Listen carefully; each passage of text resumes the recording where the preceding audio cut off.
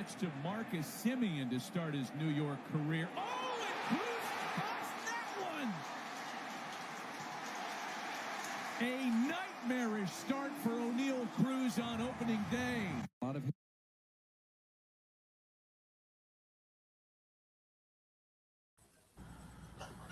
Yes, that was a great start for the Pirates. This is the Green Eggs and Spam CDST Show, brought to you by Chabner Law, serving Southern California's business and transactional legal needs as well as estate planning. Check that out at chabnerlaw.com and at ChabDog Sports Blog for your head of your sports headlines and biting sports commentary. Yes, we got all the shows on the ChabDog site, and you can also, of course, find us on YouTube, ChabDog Sports, and broadcasting off of the StreamYard platform. So this is the Elite Eight weekend show. So we're mostly talking about college basketball, though some baseball as well, and basketball, and a little football. How you doing? I got Brian Keller, my co-host, on the line. Nice to have you on, Brian. Happy birthday. Yeah, thank you. Young man. Yes. Yeah, still a young man. 69. You feel a lot different than you did when you were 60? No, not at all. Matter of fact, I often think that as far as the mindset there, I don't think I've lost anything. You know, I don't feel like I'm losing anything. Might be a little slower sometimes, but other than that, I'm still sharp. I feel 10 years younger. So. None of your zest for life is gone? No. That's good. Well, I'm not an exciting person, to be honest with you. I mean, I'm pretty calm and quiet and relaxed most of the time. I did a lot of physical labor and stuff back in the old days, and worked pretty hard for 30-some years for some various companies. So I've earned this retirement here. Well, you were doing customer service work for AT&T, right? AT&T, some, and Verizon, the cell phone part of it, Verizon Wireless. Was that so? But were you referring to other types of physical work that you did, like construction or something? No, not so much. But I did when I was with AT&T. I went through a lot of different roles, and at one point I was helping with this guy that did office mechanic work. He'd like build cubicles for people that were redesigning their offices, basically. Moving furniture, moving whole offices. I'd help them loading trucks and stuff. So. Yeah, that sounds like fun. You got to do a good job with that. Handle it correctly and everything. A lot of details. Well, this is what I was doing 10 years ago. You want to see? Yeah. And I'm still kind of doing it. I went into the gym yesterday and I did not quite as much as this, but I did 359.50. Come on. Most of the guys that you meet on the streets think of true love. Physical labor. Yeah. One of these days, they know they gotta get going. Out of the door and down to the street alone. Jugging like the doodah man once told me you got to pay your Yo, you got it. That's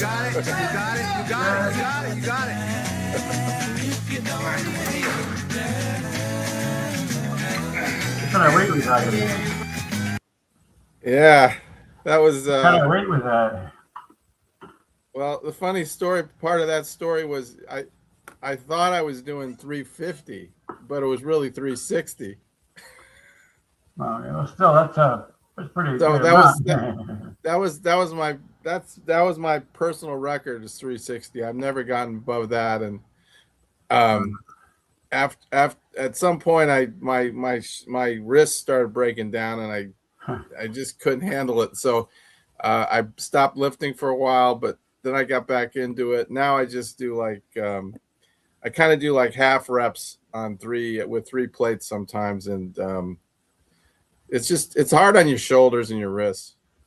Yeah, I was doing. I I hit about 220, 225 maybe. That's And two I plates. I could not get past that. You just never get quite past it. But I didn't do it Yeah. on any regular basis at all. Well, that's good though. I mean, for your weight, you don't weigh like I weigh 235, 240. So the Yeah, extra weight helps. I was about 170 then. Yeah. I'm only You're like 150 now. well, maybe you want to get back into it. Nah. I ain't so concerned about it. Yeah. If you just gotta like doing it, and it actually makes I do other things besides that, and it just the whole package of what I do makes me feel better and ache less sore. It does. It does do that. It does do that.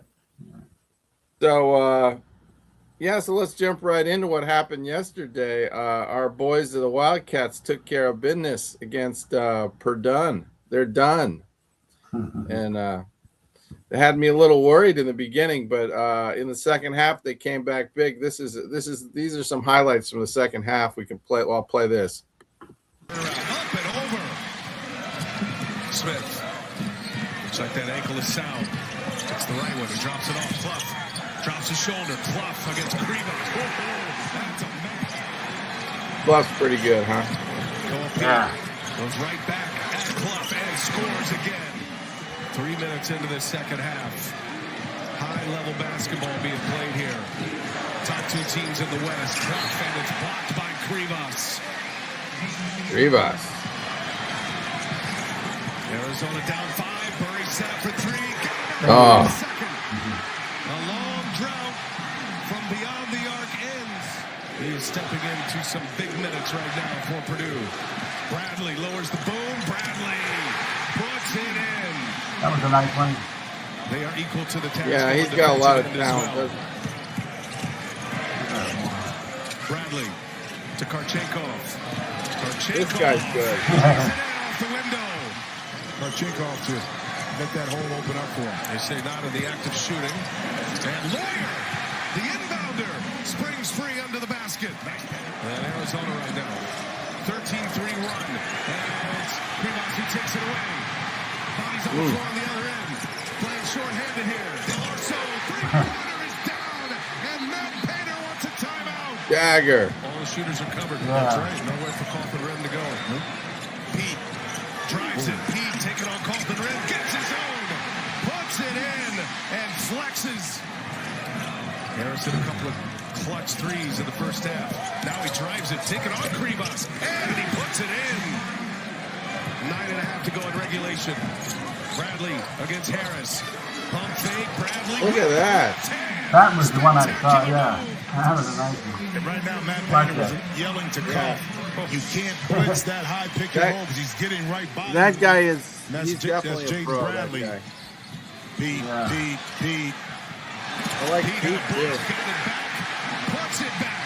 Koa Pete. Inside Koa Pete. No. And Krivas reaches up over everyone. Sets up Burries. It is good.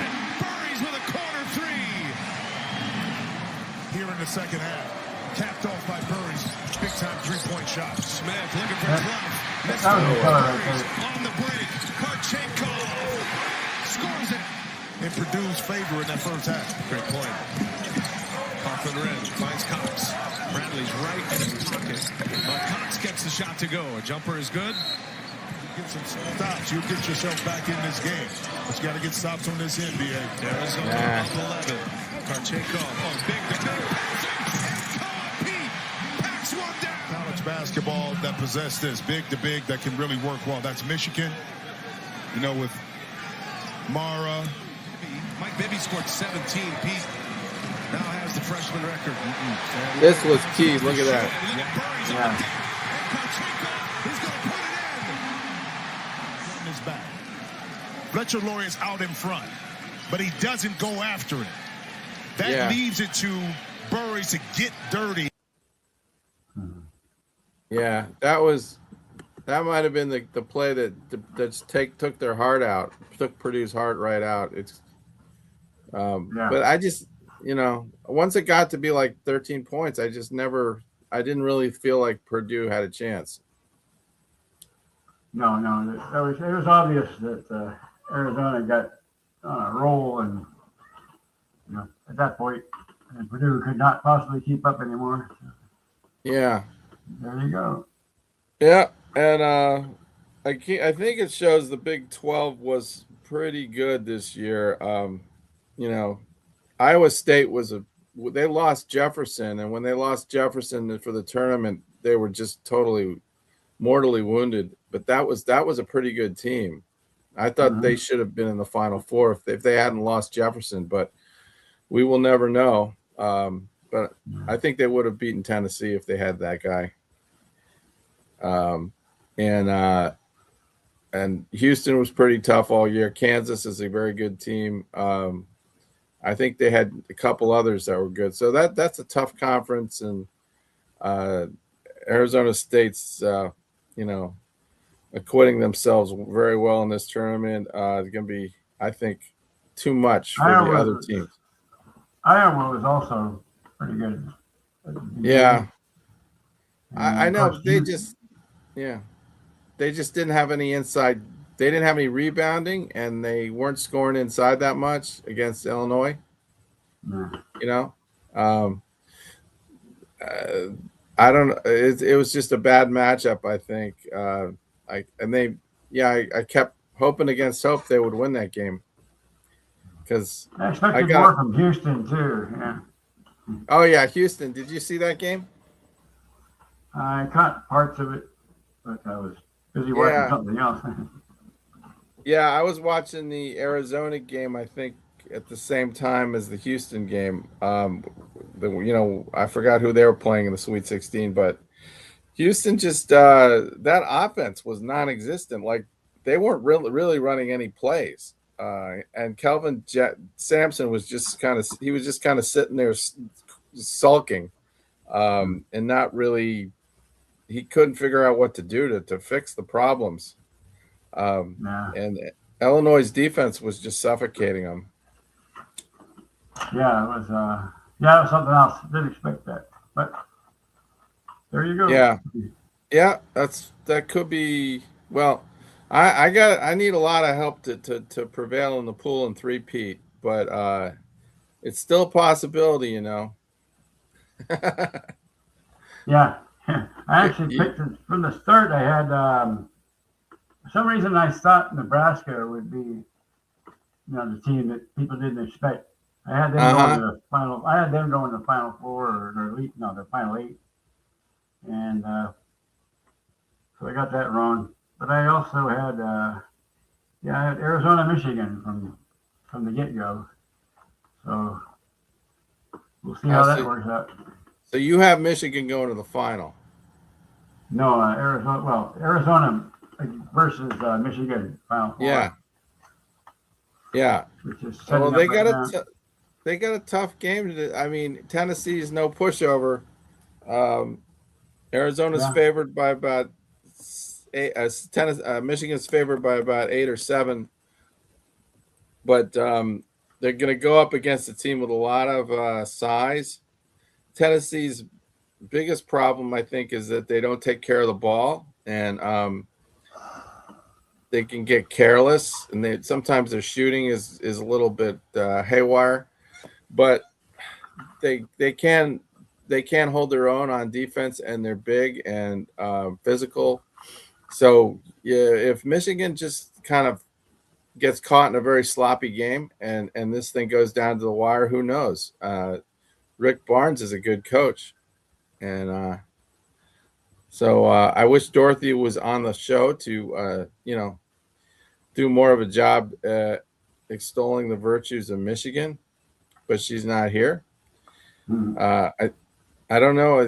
Maybe everybody's just kind of given this title in our pool up to you and me. If with the Arizona takes it, that's it. Nobody else can win. So. Yeah. Actually, I was looking back here. I had Michigan, Iowa State in the 16 or the 8. Mm-hmm. So And then you had Michigan beating Iowa State. yeah. Yeah. I had Arizona Yeah, going up against Gonzaga, actually, for the eight. Yeah, Gonzaga shot their wad out earlier. Yeah. They couldn't handle it. They couldn't. I think they lost to Tennessee, right? No, it's Purdue that took them out. Oh, well, I Yeah, forgot. Purdue. Or Texas. Texas was the team that beat Gonzaga. Yeah. Yeah. Well, anyway, here's a little three-peat video that's I'm thinking is going to carry me to victory here today. Let's see. Oh man. Three-peat, baby. Three-peat. Lakers win their 14th NBA championship. Section 107 of the Copyright Act. Feel like a champ, three-time champ. You not rocking with the best, yes, better than the rest. All I do is win, so I tend to say less, except when I come through the flesh. You not rocking with the best. The 2002 season, the Lakers are a juggernaut. They sweep the series to win a third consecutive championship. So they were three-peat. Three-peat. And what's more left? Another one? Absolutely. That's the only thing that we care about is winning. Winning means Three-peat, baby. That was at the last great Lakers teams, basically. Last Yeah. Lakers teams. Yeah, that was the last three-peat in basketball, right? And there hasn't been a three-peat in hockey for a long time, since I think like the 80s when the Oilers did it. Didn't the Oilers three-peat with Oilers Stanley Cup? or Islanders, I think. Islanders and the Canadians did too. Yeah, that was Canadian Oilers, and I think Islanders were the last one. I think. Oh, well, no, the Islanders were in the beginning of the 80s, and then the Oilers were later in the 80s with Gretzky, I think. We can look it up, but I'm not actually sure if the Oilers three-peated or not, but I think they won. I thought they won like 5 titles with Gretzky, over like maybe 8 years or something. Oh, here we go. Let's see. New York Islanders were the last NHL team to win 3 consecutive. Okay, there you go. Islanders, 80 to 84. They actually did 4 years. They actually did 4 years. Right. 80 to And that 83. And that followed the Canadians, who did 4 in a row. Yeah, I believe so. Let me see this. That's okay. I didn't know if it would say anymore. Oh, there you go. Canadians did multiple three-peats and a 5-year streak, including 76, 79. Yep. Yeah. And what about the Oilers? They won like 2 in a row and then lost 1 and then won two more or something. Yeah, let me see what that showed, because that was, I was looking for that one to see. It seems to me that they did. Oilers, Stanley Cup. Let's take a look. I'm just looking it up right now. I think they won in 80. Won 5 Yeah. times, okay. And you're right. Yes, They did 84 to 85 and 87 to 88. Yeah, so they Yeah. chopped them up. Yeah, because in 86 they lost. The Canadians won it. That was I think like Patrick Roy had a great year, and then 89 was the Flames, I think. Yeah, exactly. I remember that one. Yeah. So Yeah. So Everton did 2, and then 2, and then a single one in 1990. Right, and that was the end of that for them. And in baseball, it's happened with the Yankees. I know the Yankees won 3 in a row towards the end of the 20th century, Yeah. into the 21st. Funny because Oakland A's are the only other team in history that won 3 in a row at least. That was in the early 70s, right? Right, that yeah. early- 72 to 74, I think, yeah. Yeah, Yeah. yeah, because they beat the Reds. Was it the Reds and the Dodgers? Beat the Reds and then beat the I think the Dodgers is the last one. Oh, the Mets. The Mets. Yeah. The Mets, surprise Met team in there. Yeah. Dodgers, yeah. So it's just a hard thing to do, and that's why Abe cannot win the football pool next year. It just can't happen. Yeah, that was amazing of the Yankees doing that. Especially they actually won 4 out of 5 in that period. Who? They won 96, and then they won like 98 to 2000. Yeah. Oh yeah, the Yankees. Yeah. Yankees.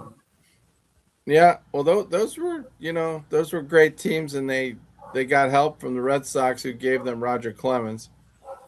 And Wade Boggs. We got the Dodgers with a chance.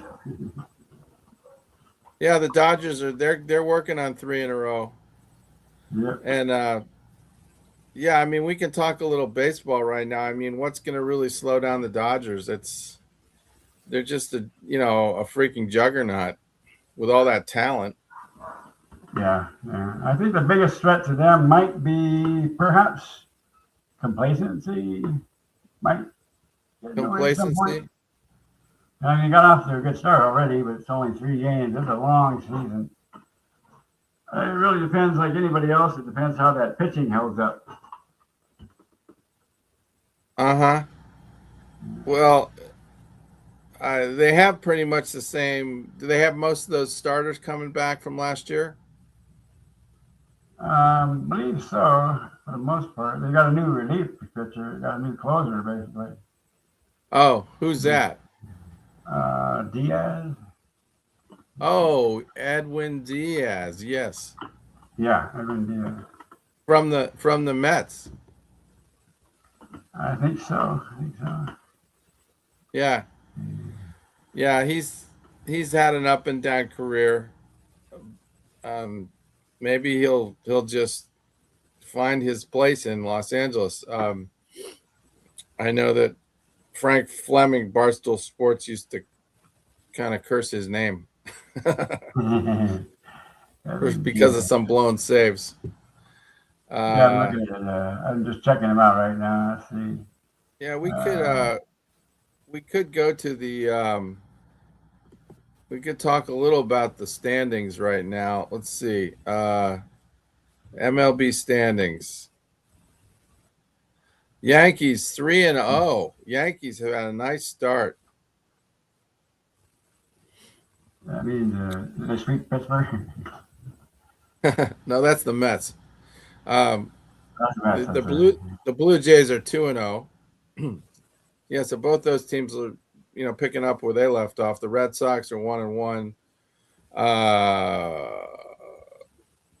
Tigers 2-1. Cleveland 2-1. The Angels are 2-1. Wow. I bet they weren't playing it. I don't know who they started out with, but Houston. Oh. After. Oh, well, I don't begrudge them any joy of beating up Houston. I don't ever root for Houston. Sorry. Trash throws. Interesting fun fact. Just that one victory that Houston did manage to get, they had overtaken the Angels as the winningest team with the most wins of those 61 expansion teams. Those 19 Yeah.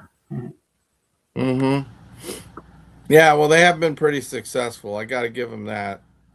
And but they seem to have lost some of their luster. Their pitching doesn't seem to be at all what it was. And then in the NL Central, the East, the Marlins and the Mets are 2-0, and the Braves are 2-0. Wow. I don't know that any of those teams really have the horses to carry this through.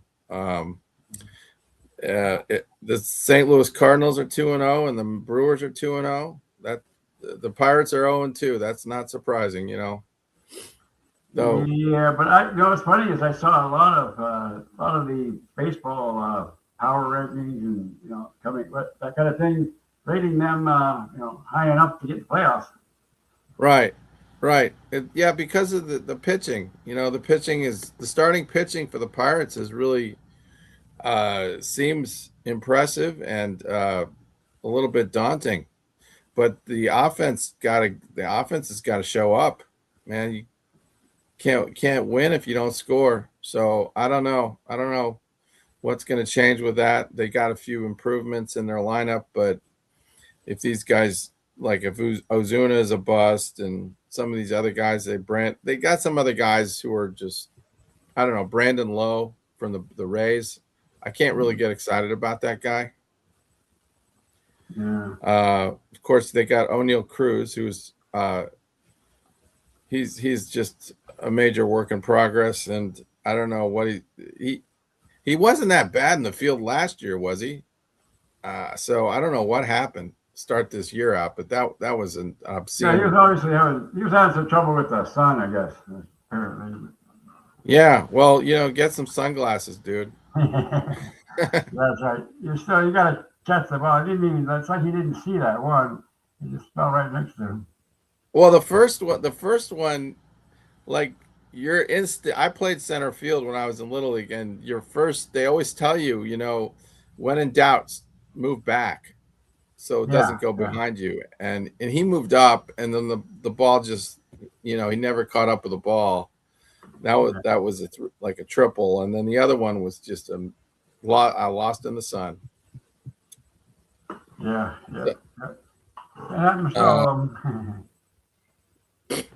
Well, we're coming to the midway point of the show. I think we got to play some Monty Python here to kind of. This is the Green Eggs and Spam show. So,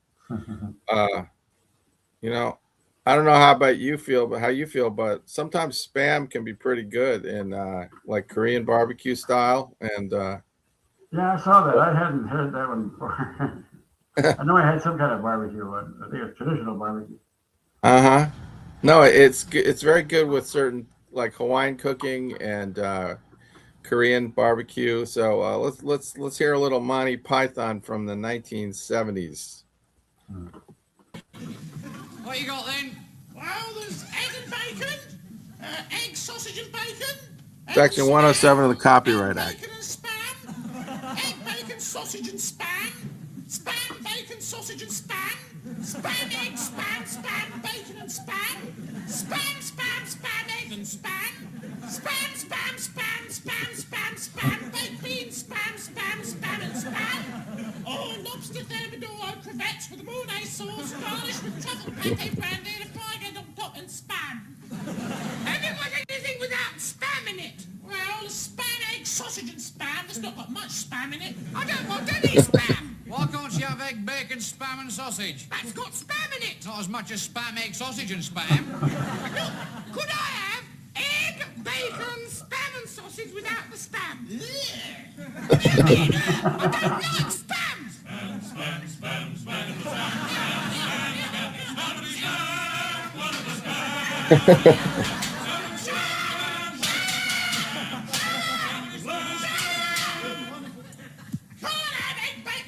Sausage without the spam. Why not? It wouldn't be egg, bacon, spam and sausage, would it? I don't like spam. Well, don't make a fuss, dear. I'll have your spam. I love it. I'm having spam. Spam, baked beans, spam and spam. Baked beans are off. Well, can I have spam instead? You mean spam? Yes.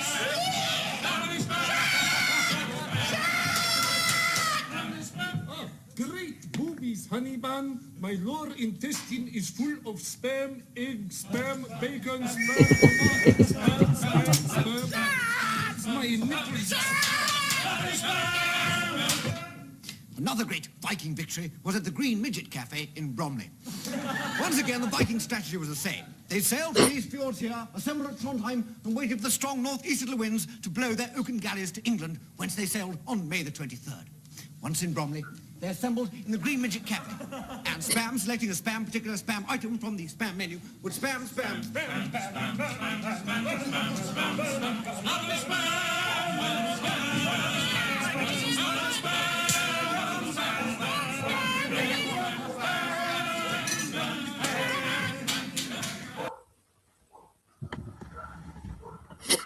Ah, yes, Monty Python.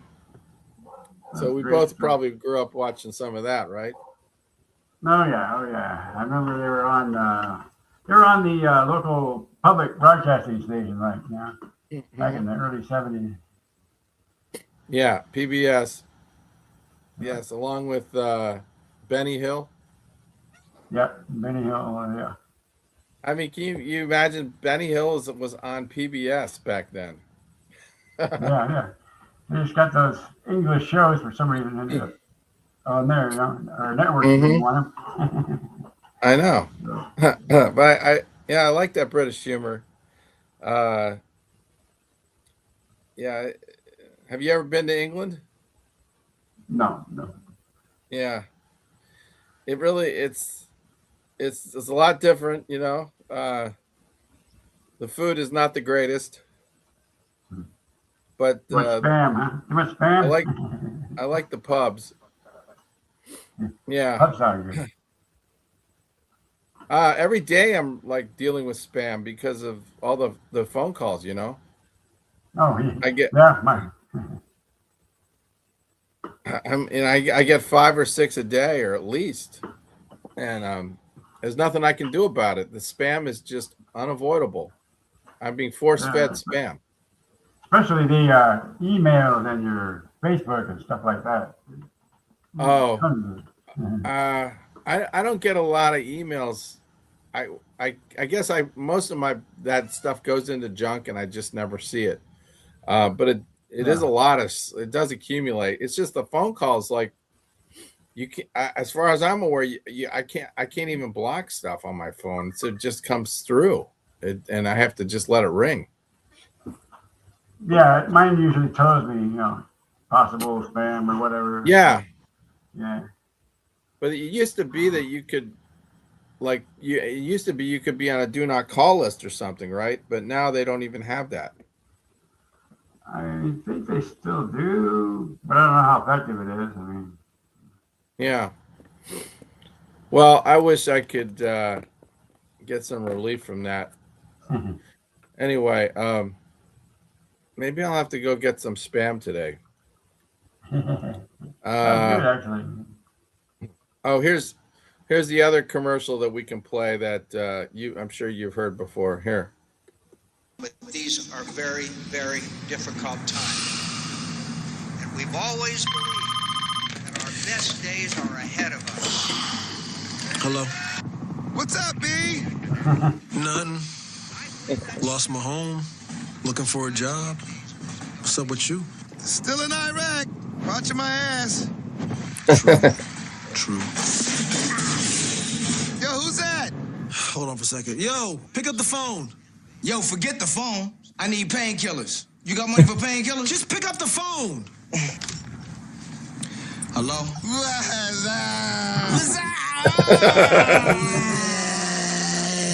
Where's Dookie? Hey, yo, Dookie! Pick up the phone! Dookie! Pick up the phone!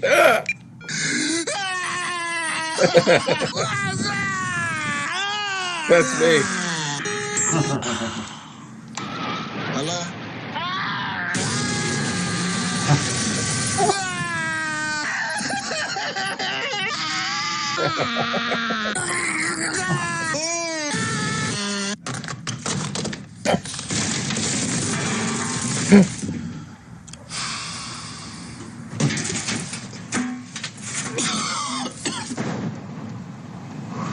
So what's up, B?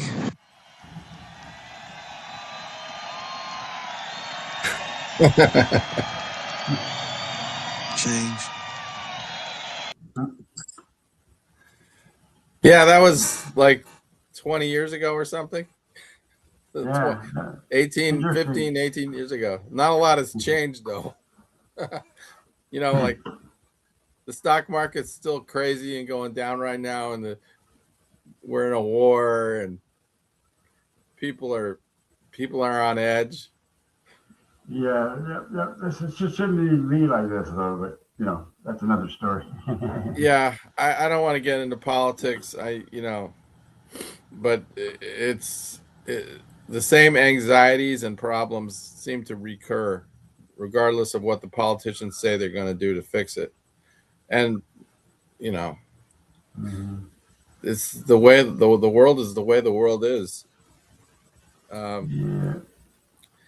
So on this show, we try to escape to the wonderful world of sports where there are no problems like that.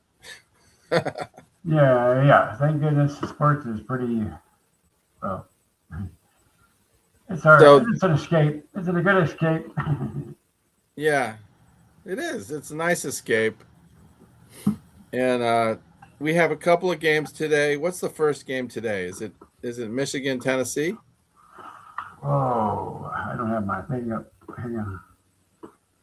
I could find out. I need a new window open. Oh, there we go. Let's take a look. I have my a quick link to get to that ESPN deal. Yeah. Pretty cool. I appreciate showing me that, because I had never really done one of these brackets before. I always thought about it. Oh, it's a lot of fun. It's very addictive. Yeah, it sure can be. It just gives you something to care about, and makes you feel a little better when you get a game right. That's all. It's just like icing on the cupcake. Oh, okay. Duke, UConn. Oh, Duke and UConn is first. 2:05 p.m. I don't know. It must be my zone. Our zone, I guess. 2:05. So are you rooting for? I guess you picked Duke, right? No, wait a minute. Michigan, Tennessee, 11:15. Oh, okay. Yeah, Michigan, Tennessee. Yeah. That was first. Yeah. I think that's the bigger long shot for me, that Tennessee can win that game, but I'll just pray that, maybe some weird things happen in that game, and Tennessee's not going to. Sorry. Let's go ahead. When you look at it, Tennessee. I was actually looking at it now. I had Virginia taking out Tennessee back in the 32s. Tennessee has beaten Virginia, and then Iowa State, both 2 and 3 ranks in that region. Yeah. So they've beaten some good people. Now they're facing the number one. Yeah. Like I said, Iowa State was kind of hobbled because they didn't have their best player.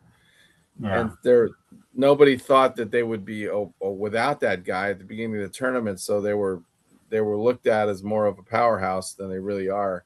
But Tennessee, they did pretty well in the SEC, which was, obviously a good conference. I don't know, did you watch the Michigan-Alabama game at all? Oh, yeah. That was. I didn't see that, but I heard that Alabama started really hot, and what happened in that game? Michigan's defense? Yeah. Alabama was rolling, and I thought, no.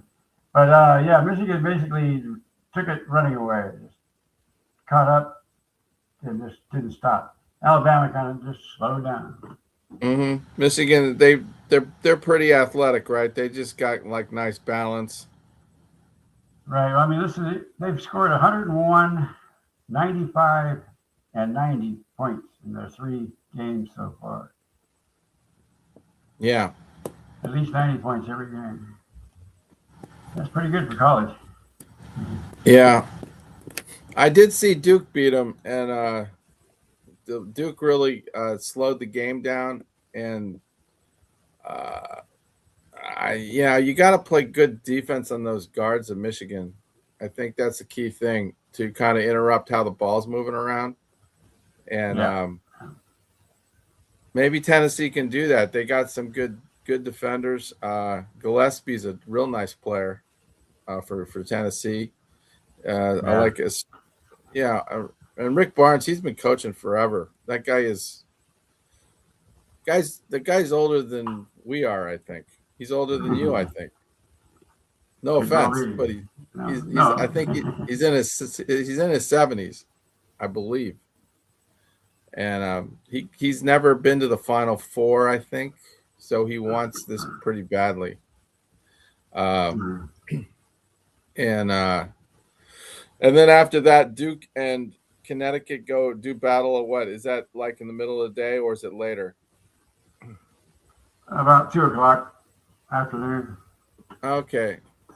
So I'll probably be on my bike ride and I'll be looking at my phone a little bit watching that game, but I'm gonna miss it's gonna be too bad because I'm sure it's gonna be a lot of entertainment anytime you have Dan Hurley in a stressful situation.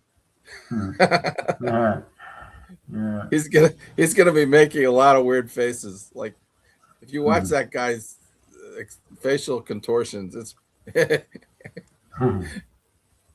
he does not hide his emotions at all. But UConn is they're tough, man. You get them in these big games and they're tough as nails. They're not going to go quietly. I hope Duke is ready for this.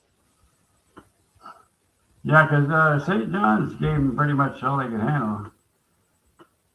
What happened? I mean, St. John's hit him in the mouth pretty hard and got a lead, right? And then Duke just kind of wore him down and came back and then ended up ahead at the end.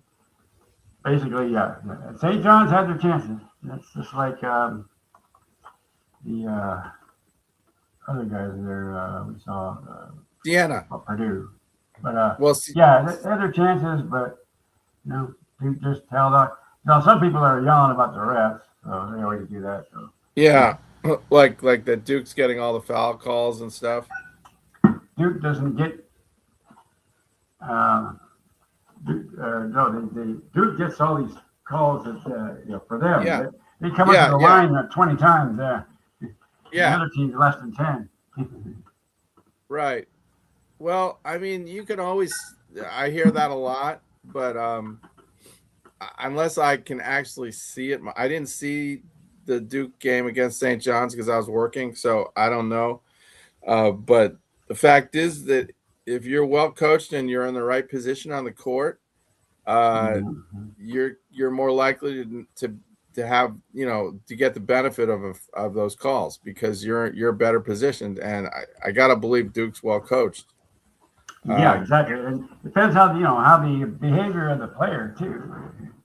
Yeah. Maybe subtle fouls that just don't look like fouls. Yeah. Don't be so aggressive, But Connecticut is. I'm sure they're going to be prepared. They may have some kind of special defense designed to deal with Boozer. I don't know much about these other guys on the team, and I'm sure they're nice players, but it's not clear to me that Duke hasn't really been that dominant in this tournament. They've just done enough, and kind of like Connecticut's done enough. UConn, I gotta say, UConn had a tough time with Michigan State too. Yeah, and that was a similar game to St. John's game where they just UConn got that lead and they just hung on, and at the end of the game, they were up by, 3-4. They won by 3 4 points. So. Or 2 points or 1 point, they had the possession, I think, and they were up by 1 or something with 30 seconds left. And so it was that fouling scenario that just Michigan State couldn't overcome it. And there we are. So that, these should be entertaining games. And meanwhile, we can talk some basketball with some pro basketball. The Celtics look pretty good. And they got Jason Tatum back, and I don't know, man. They're looking good to me to win the East. I'm not that afraid of anything in the East. But I was just reading about what's his name? The Lakers. It's got a 1-game suspension. Oh, who was that? The new guy, the super scorer. Doncic. Oh, Doncic? Yeah. Why did he get suspended? They had one of those double technicals. Him and another guy. Really? Recently, yeah. Was he like, was he 16th. fighting with? No, it wasn't really a fight. It was just a push and then a shove, back and forth. But they both got a T, and it was his 16th T of the season. Wow. They have this mandatory, when you hit that point, you got one game automatically. You do it again, and you got two coming up. He seems like always seems like kind of a amiable, affable guy that's got a pretty good attitude. I'm a little shocked that he's had 16 technicals. Yeah, that's what I was wondering too. But, especially, I imagine if you're aggressive, obviously, and some of these guys can be. You get yeah. That can come up. And it's not like he's one of these Rodman type guys. But he's not high strung like this guy. Listen to this guy. This was a great halftime speech, by the way. I want you to hear this. Dig in. Every time you miss a shot, your game deflates. We don't care about your missed shots. Play defense. You guys keep blowing opportunity upon opportunity upon opportunity. You're like children with bad things happening. Instead of digging in and be tougher, you wilt. Where is your toughness? Where have you guys been raised that you're so weak mentally that you just give up when something doesn't go right for you? Don't you know what adversity is all about? That's the game of life, not the game of basketball. You don't get down when things go wrong. You dig in and get tougher. Your whole life's going to be adversity. Learn how to deal with it. Dig in. You say it. Man, tell him, Rick. That's let's face it, that's why that guy's been successful. He's a fighter, Yeah, well, Bobby Knight. I'm sure Coach Knight had similar speeches. But you don't often in this world get to hear that in such stark black and white terms. But yeah. Haven't you ever had your father tell you that? I mean, I think I have.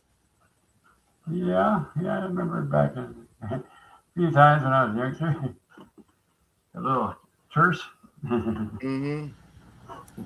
I think we need a little more tough love in this world sometimes, and I guess it almost worked for St. John's, but not quite.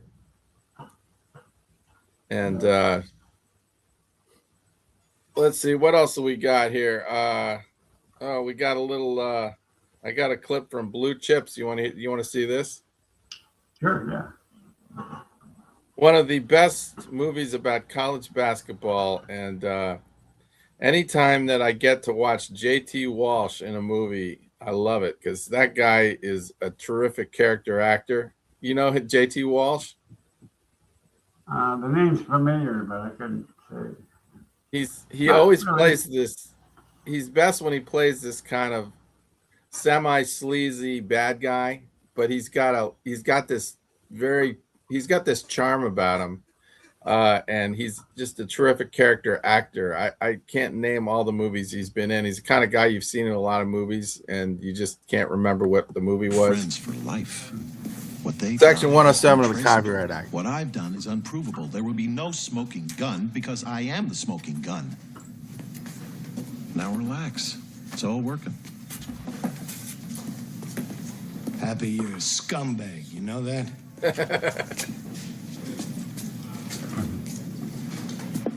Nick Nolte. Yeah, I see. I didn't break any laws. You did. You broke the collegiate athletic laws. It's your career that's on the line, not mine. My career's in my own hands. I own you. I just open my mouth, rumors start to fly about you, for instance. I've lived through accusations. I walked away from The alleged point shaving incident. Think again. That thing happened. Get out of here.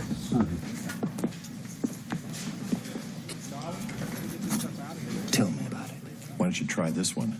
January 16th, 3 years ago. I bought one of your boys, Coach. No kidding. Whatever the fuck's the game, why don't you just go to the videotape, Coach? I own you, Pete. You're mine.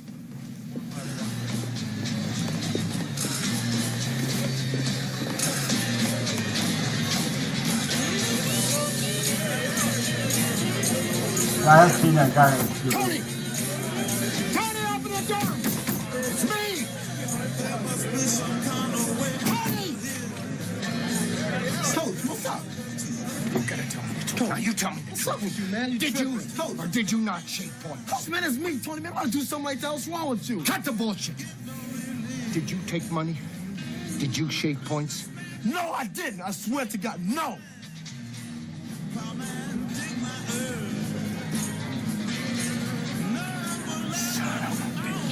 Come on, Coach, tell me. Coach, I wouldn't have to. Coach, you tell me the truth, man. You tell me the truth, man. Tell me the truth once. Just once. We won the damn game, right? Just once. We just didn't come to the goddamn spread. I mean, who cares about the spread? That's just for the damn gamblers, ain't it? Man, I'm sorry. No reason to get excited.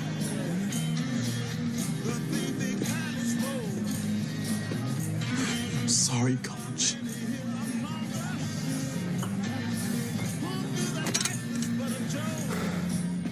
Son, haven't I always been there for you? Whether your girlfriend got pregnant or you're flunking TV or whatever the hell it is. Are you a better basketball player because of me? Are you a better man? Yes. Yes. You lied to me, Tony. Son, you took the purest thing in your life and you corrupted it. And for what? For what?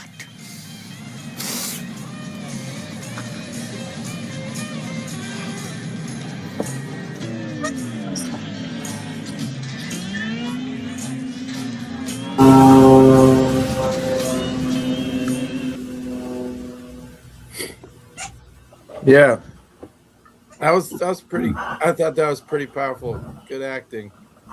Yeah.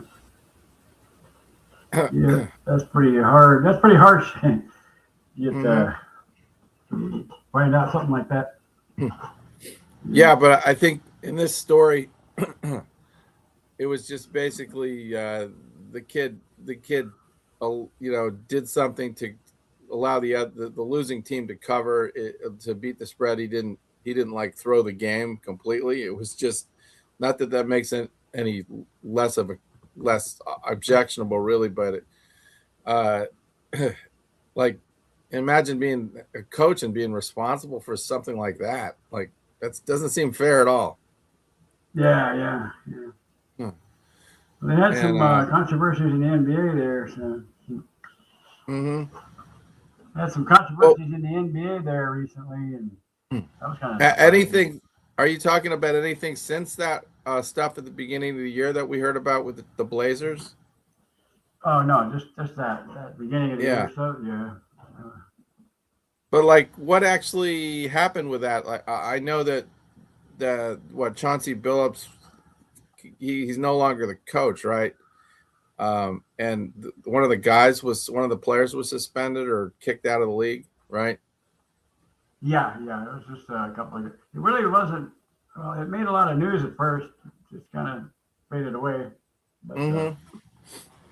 Now these things generally just kind of fade away. I mean, remember when all those high-profile college coaches got in a lot of trouble with the NCAA investigating and practices, illegal, influence type, NCAA violations going on, like with Bill Self and the guy that's coaching Texas now. He was allegedly involved in something, and I don't know where these things ever end up going. You hear about them. Yeah, I was just looking there. It's still basically ongoing. It's still ongoing. Yeah. I don't know. To me, the bottom line is the NCAA doesn't seem to have any any real teeth to do much of anything at this point. I just don't see it ever going anywhere. And we've now got this system in place that makes sure the players get taken care of, basically. And I don't think anybody's even trying to go back to the old regime. So I wouldn't count on anything ever happening with that. Yeah. The way the players move around now, too, is kind of weird to me. From our days, back in the 70s, 80s, you know, it was kind of being stuck there, kind of like the way free agency came up. But now the college guys get to bounce around now too. Yeah, college guys are making a lot of money with not, you know, also with the commercials. You know, they play these. You watch these games and there's constantly they're putting these kids in these commercials. So like you'll see, that's the thing now. They think that sells a lot of products to have these you know, ads running with the storylines with the kids acting in the players acting in the commercials, and that's what we want to see. I'm frankly getting tired of it. Yeah, it was a fair, but that the NCAA though was actually cashing in on all the guys' names and before, you know, and they still do. Yeah, yeah. Well, let's play a little. I got a little Jim Brown we can play, and then we'll go to the close with my clip and the close, which I think you'll like.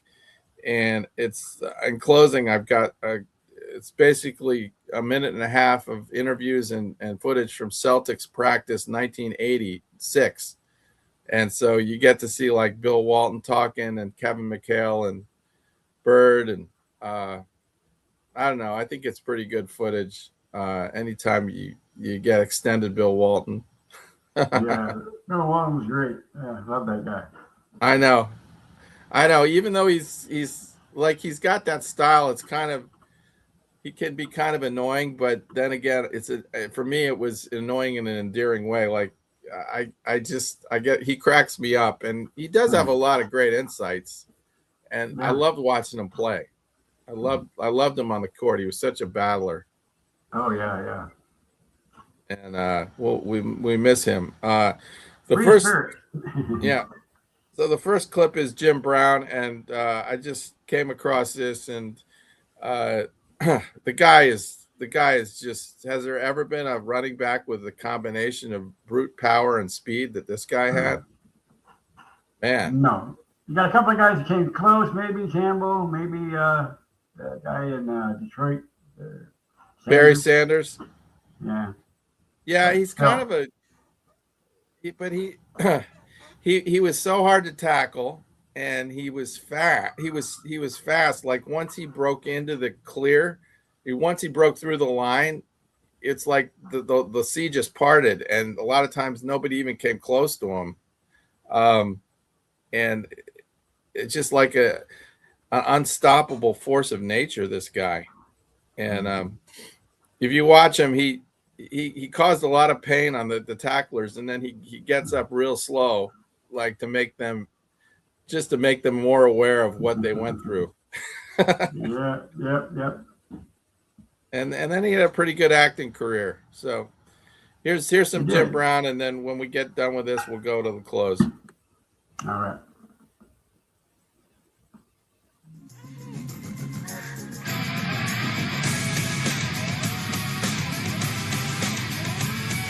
Look at that. Nobody around.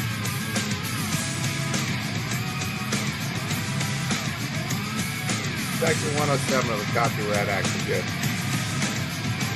Look at that.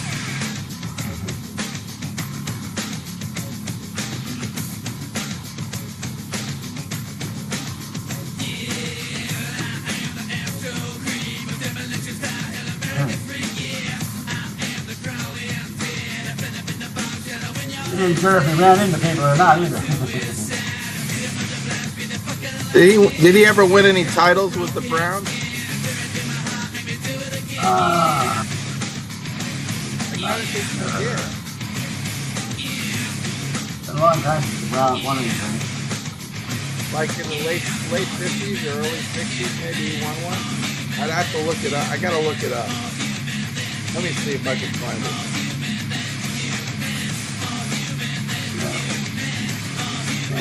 I like the music.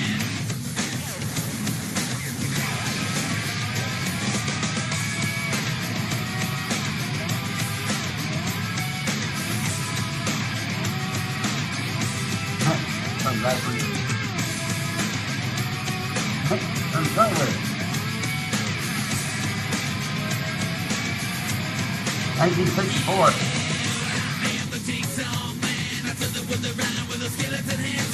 Yes. Cleveland won in 1964. All right, there you go, Cleveland. You did it. That was their last championship of any kind until LeBron. Right, till the Cavaliers, right? Right, Cavaliers.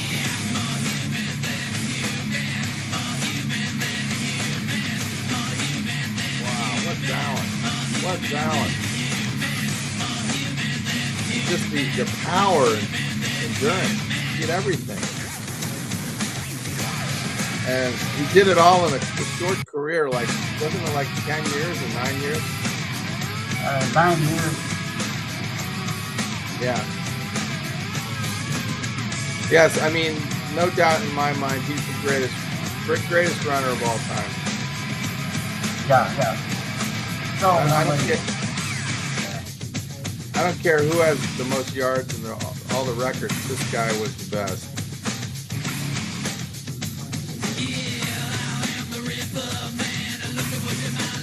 Eight times America rushing. 8 out of 9 years. Mm-hmm.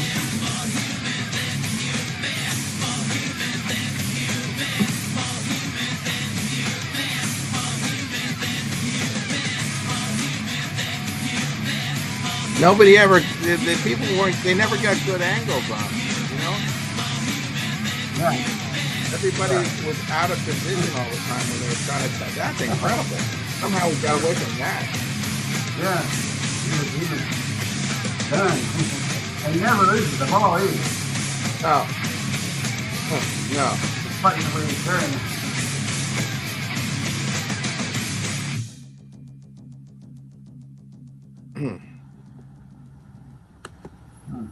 Yeah, I love Jim Brown.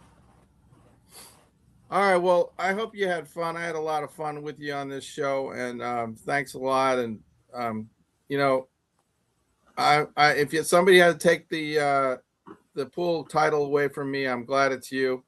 And we'll see what happens today. I think I have probably about a 5% chance of surviving today in the lead. We'll have to see, but yeah, thanks. And I didn't realize I jumped up that much overnight, but yay! You're very smart, man, with your sports. I even when you get the games wrong, I like you got rational thought processes and paying attention to a lot of details. So my hat's off to you, and have a great birthday, and everybody, will see you next week. Hopefully we have most of the team back. Enjoy the rest of the Elite Eight. It's going to be a good day. All right, take care. Eat more spam. Eat more spam. His primary role is to back up starter Robert Parrish. Parrish likes the arrangement. I definitely think my minutes are going to cut down. I won't be out there for as long now. And plus, it's going to give me a longevity and going to give Bill longevity, too. It's going to cut down his minutes. I think we'll be able to keep him around for 82 games this year because he won't be out there for 40, 45 minutes like he has in the past.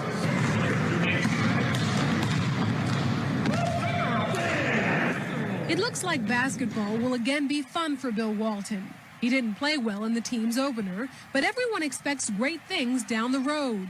And those expectations don't bother him. Hey, I love pressure. If you didn't like pressure, you wouldn't want to come beyond the Boston Celtics. This team's legend was built on pressure plays, starting with Bill Russell and Bob Cruz, and I love it. I'm glad I'm here.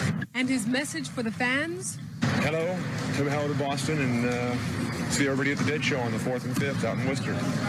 A great team that got better. What's the coach think for this season? No predictions. If I could, well, I'm rather superstitious, so I think I'll stay away from that. Leave it to sports writer Shaughnessy then. I think just like the last couple of years, it's going to be Boston and LA in the finals. But will the result be the hysteria of '84 or the heartbreak of '84? The Boston Celtics basically sent the